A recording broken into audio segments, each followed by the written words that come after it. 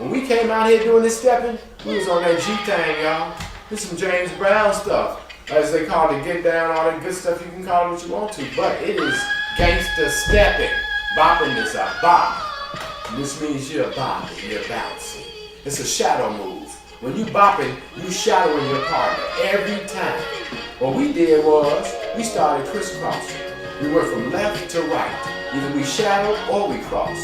When you bop, and you bring your partner out bopping, your partner takes 3 or 4 steps, then she decides to turn.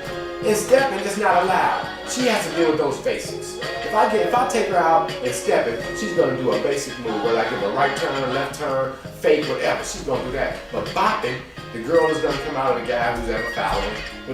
What they're gonna do is they're going to walk on out and then come out. Then you all start shuffling over here, shuffle over here, and back and forth. Mic check, mic check. My mic is in the way. No, it's not. It's never in the way. Now, we're going to have other subjects about stepping versus bopping. Let me give you a little story. Let me give you a little quick story about bopping versus stepping.